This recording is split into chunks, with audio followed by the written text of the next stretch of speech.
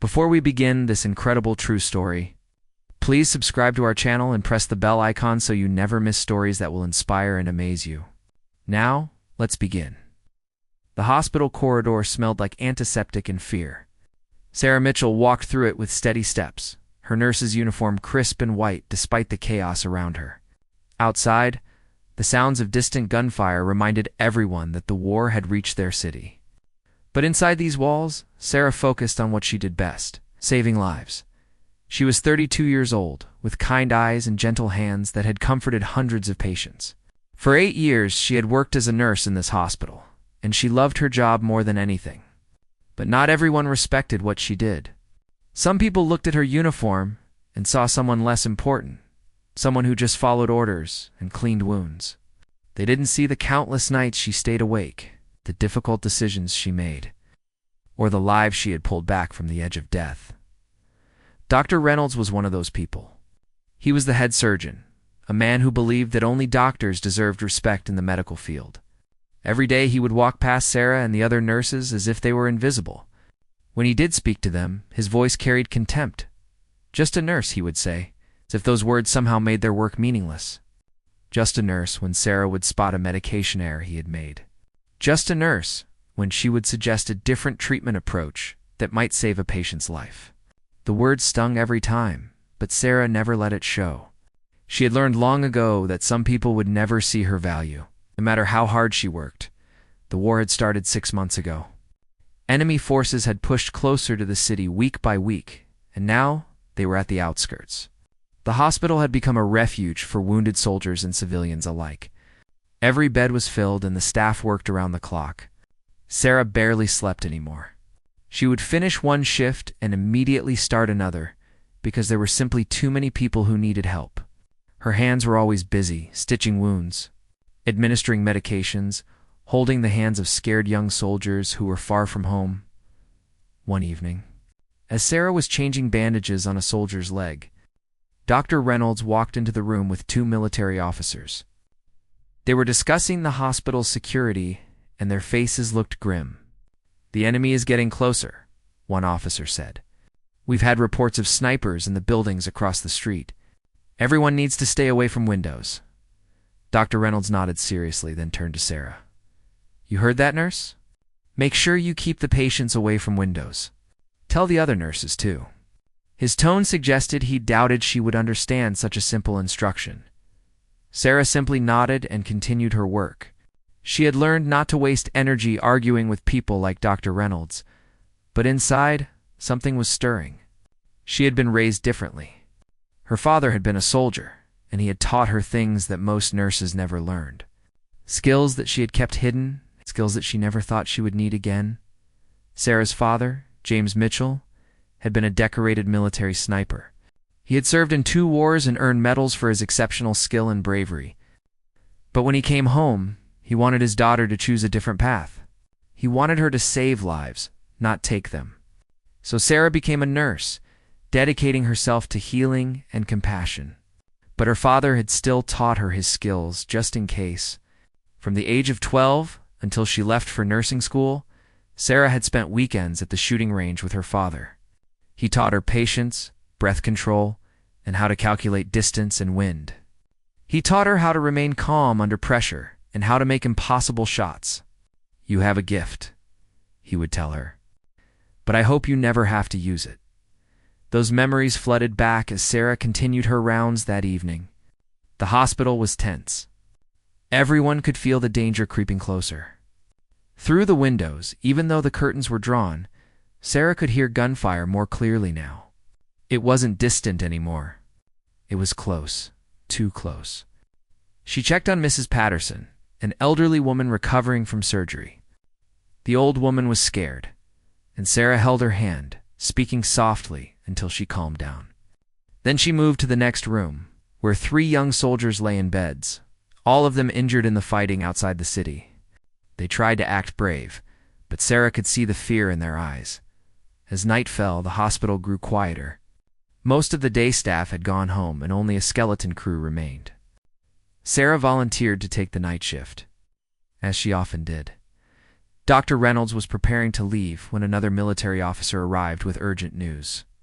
The enemy had established sniper positions in the building directly across from the hospital. 2 soldiers had already been shot while trying to evacuate civilians from nearby houses. The situation was critical. "We need to get everyone away from the East Wing," the officer said. "That's where the sniper has the best view. We've called for our own sniper team, but they won't arrive until morning." Dr. Reynolds looked genuinely worried for the first time. The East Wing was where most of the critical patients were located, including those on life support. "We can't move them," he said. "Some of these patients won't survive being moved. Their equipment can't be relocated quickly." The military officer shook his head grimly. "Then we'll have to hope the enemy sniper doesn't target the hospital directly. But if anyone goes near those windows, they're in serious danger." Sarah listened to this conversation from the hallway. Her mind was racing, calculating possibilities. She knew exactly which building the sniper was in. She had noticed it earlier in the day because it had the perfect angle overlooking the hospital. She also knew that if the enemy sniper started targeting patients or staff inside the hospital, many people would die. The building was only 200 yards away, a distance she had practiced countless times with her father. She took a deep breath and made a decision that would change everything. She walked quietly to the storage room where supplies were kept. Behind the old linens and cleaning materials, she knew there was a locked cabinet. The hospital security officer, Tom, was a veteran who respected Sarah. She found him at his desk and spoke quietly. "Tom, I need to ask you something important. Do you still have your old service rifle locked in the supply cabinet?" Tom looked surprised but nodded slowly. "Why do you ask?" Sarah met his eyes steadily. "Because I'm going to take out that sniper before he kills anyone in this hospital." Tom stared at Sarah as if she had lost her mind. "You're a nurse," he said, echoing the words she had heard so many times. "What do you know about taking out a sniper?" Sarah didn't blink. "My father was James Mitchell. He served as a sniper in the military for 15 years. He trained me from the time I was 12 until I was 18. I've made shots at this distance hundreds of times." Tom's expression changed from disbelief to recognition. "James Mitchell? I served with him briefly. He was a legend. But Sarah, this isn't a shooting range. This is real combat." Sarah knew he was right, but she also knew what would happen if she did nothing. That sniper could start firing into the hospital at any moment. Patients who had survived terrible injuries would die in their beds. Nurses and doctors would be shot while trying to save lives. She couldn't let that happen. "Tom, I'm not asking for permission. I'm asking for the rifle. If you won't give it to me, I'll find another way. But people are going to die tonight if someone doesn't stop that sniper. And the military can't get their team here until morning." Tom studied her face for a long moment, then slowly stood up and retrieved his keys. He unlocked the supply cabinet and pulled out a case containing a military rifle. It was well maintained, clean, and ready to use. He also handed her a box of ammunition. "Your father was one of the best men I ever knew," he said quietly. "If he trained you, then I trust you. But be careful. If Dr. Reynolds or anyone else finds out about this, there will be serious consequences." Sarah took the rifle and nodded. "I understand.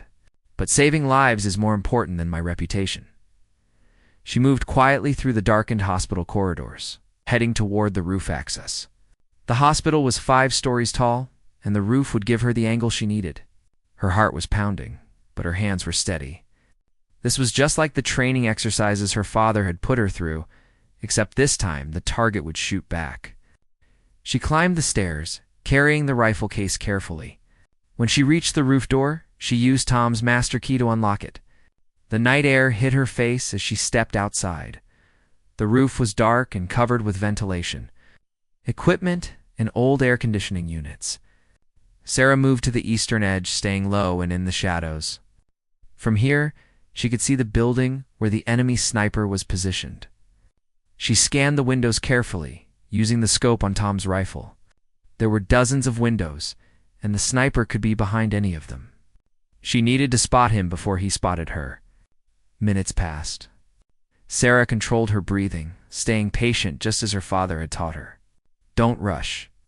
Let your eyes adjust. Look for movement, for shadows that don't belong, for any sign of human presence. Then she saw it. A faint glint of metal in a third-floor window, partially hidden behind a curtain. The enemy sniper was there, and his rifle was pointed directly at the hospital's east wing. Sarah's blood ran cold as she realized he was lining up a shot. She could see movement behind the curtain, the shadow of a person adjusting their position. In the hospital below, someone was probably walking past a window right now, unaware they were in the crosshairs of a trained killer. Sarah had no time to alert anyone or call for help.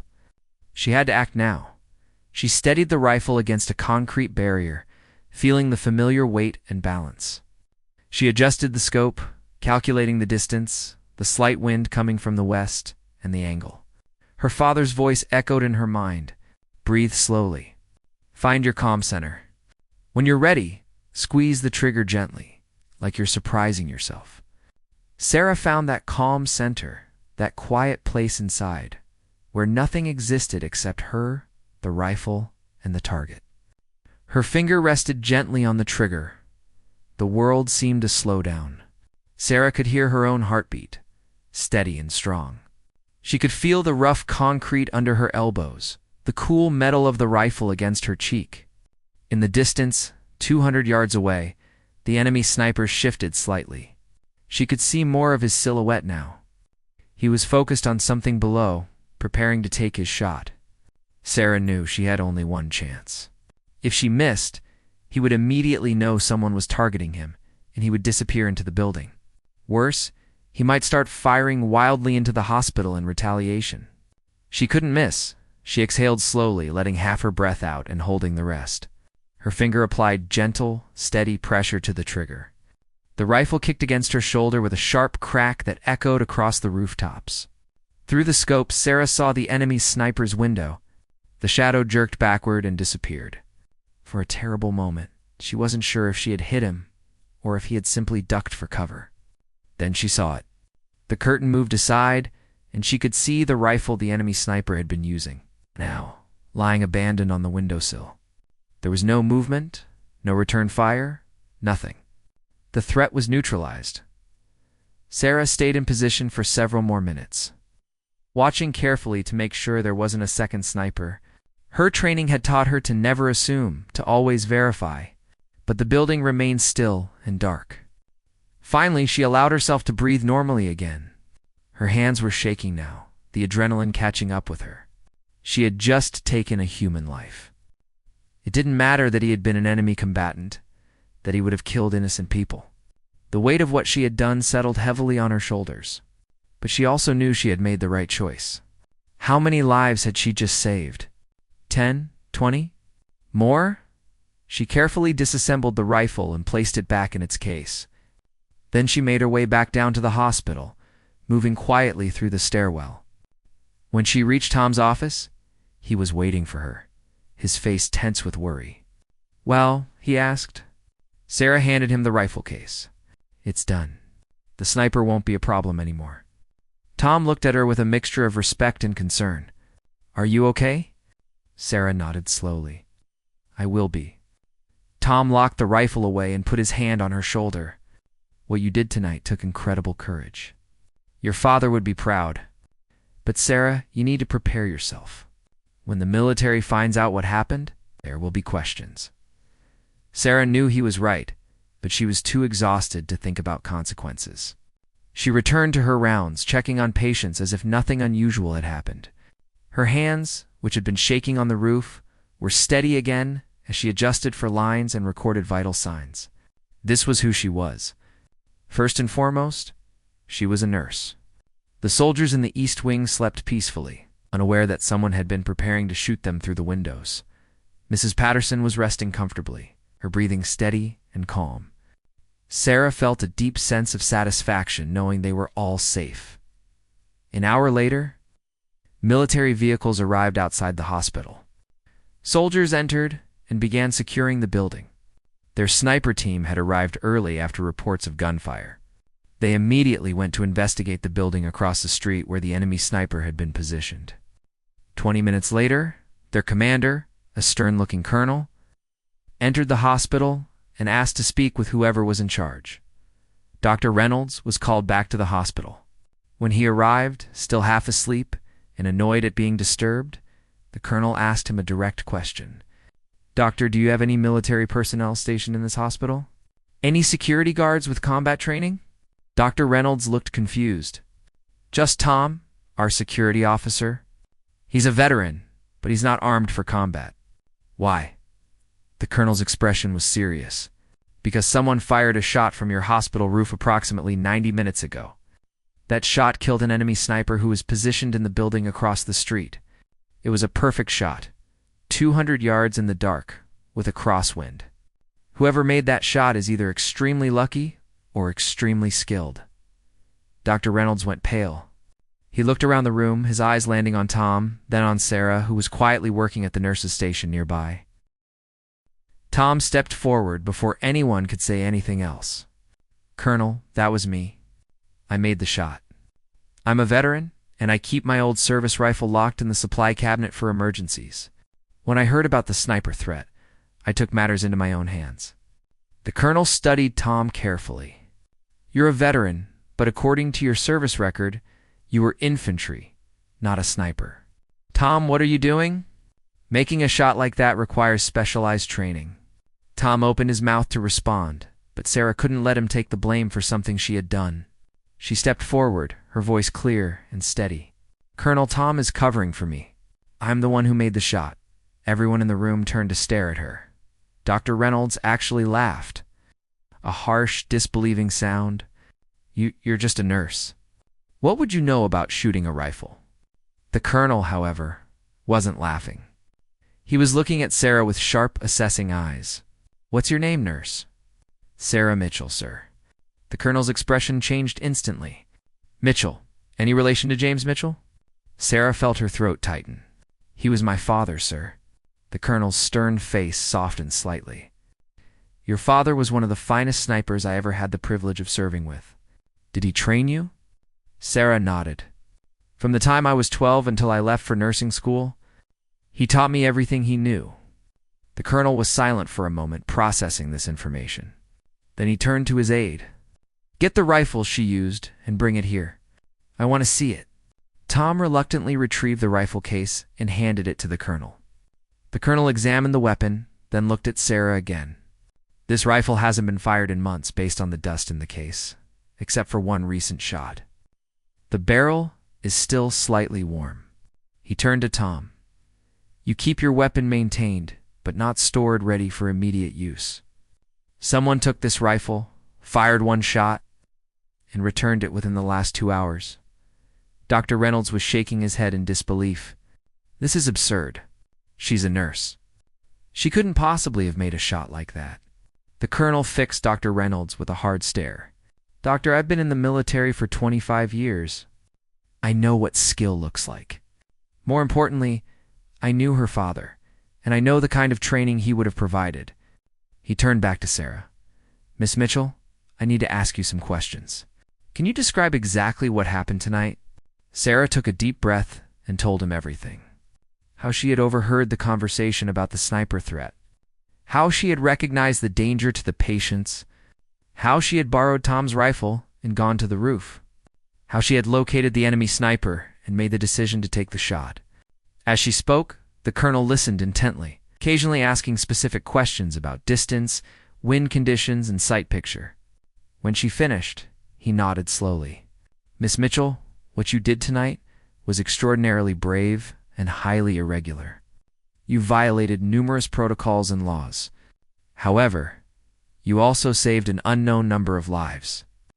My team investigated the building across the street. The enemy sniper you eliminated had a list of hospital windows marked as targets. He was preparing to fire into the patient wards. Dr. Reynolds had gone very quiet. He was staring at Sarah as if seeing her for the first time. The other nurses who had gathered in the hallway were equally shocked.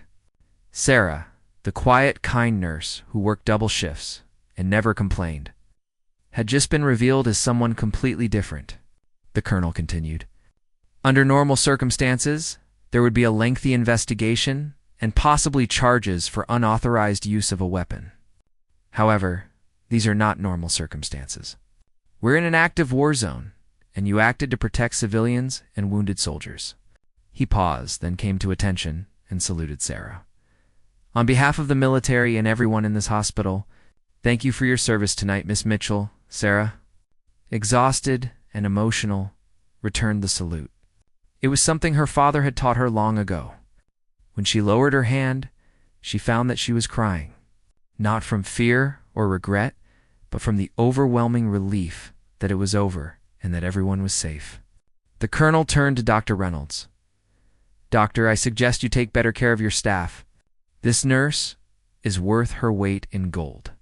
Then he and his team left the hospital, taking the details of the incident with them. The hallway erupted in whispers and excited chatter as soon as the military personnel were gone. Dr. Reynolds stood in the middle of the hallway, looking at Sarah with an expression she had never seen on his face before. It took her a moment to recognize what it was. Respect. He walked over to her slowly, and for the first time since she had known him, he seemed uncertain of what to say. "Miss Mitchell, I owe you an apology. I've spent years dismissing you and your colleagues as just nurses. Tonight, you proved that I've been a fool. You saved lives tonight in a way that I never could have. I'm sorry for every dismissive word I've ever said to you, Sarah. Was too tired to feel triumphant." She simply nodded. "Thank you, Dr. Reynolds, but I hope you understand that I didn't do this to prove anything to you. I did it because people needed help, and I had the skills to provide that help. That's what we all do here, doctors and nurses alike. We use whatever skills we have to save lives." Dr. Reynolds nodded, looking humbled. "You're absolutely right. I promise you, things are going to change around here." He extended his hand, and Sarah shook it. Then he left, and Sarah was surrounded by her fellow nurses, all of them asking questions at once and looking at her with amazement.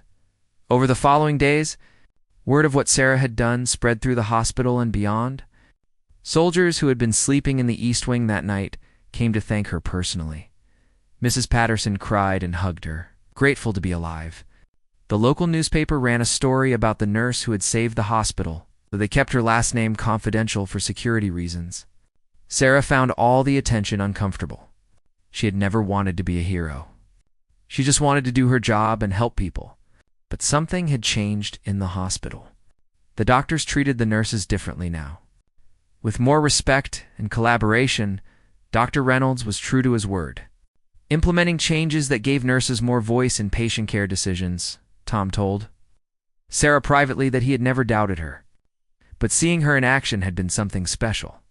"Your father would be incredibly proud of you," he said. "You honored his memory and saved lives, just like he always did." Sarah thought about her father often in the weeks that followed. She wished she could tell him about what had happened, but he had passed away 2 years earlier. Still, she felt his presence sometimes, especially when she was caring for patients. He had taught her 2 sets of skills, how to save lives and how to take them when necessary to protect the innocent. She had used both that night. The war eventually ended 3 months later. The enemy forces were pushed back, and the city began to recover. The hospital slowly returned to normal operations, though it would never be quite the same. Sarah continued working as a nurse, doing the job she loved, but now when she walked through the corridors, people looked at her differently. They saw not just a nurse, but someone who had proven that dedication and skill could come from unexpected places. Someone who had shown that the value of a person isn't determined by their job title, but by their character and their willingness to act when others needed help. Years later, Sarah would sometimes be asked to tell the story of that night. She always emphasized the same points. First, that being just a nurse was never something to be ashamed of, because nurses save lives every single day in countless ways. Second, that everyone has hidden depths and unexpected skills that might never be discovered unless circumstances demand them. And third, that respect should never be given based on titles or positions, but on the content of someone's character and their dedication to helping others. She also made sure to honor her father's memory, explaining that he had taught her skills she hoped never to use again, but had used that one time to protect those who couldn't protect themselves. The rifle was returned to Tom, and it went back into its locked cabinet. Sarah hoped it would never need to be used again. She returned to her true calling, caring for patients with gentle hands and a compassionate heart. But everyone who worked with her knew the truth now. She was not just a nurse. She was Sarah Mitchell, daughter of a hero, a skilled professional who had proven that courage and ability could be found in the most unexpected places. And on that one crucial night, when lives hung in the balance and no one else could act, she had been exactly the person the hospital needed. She had silenced every doubter, not with words, but with action. And in doing so, she had saved countless lives and earned the respect that should have been hers all along.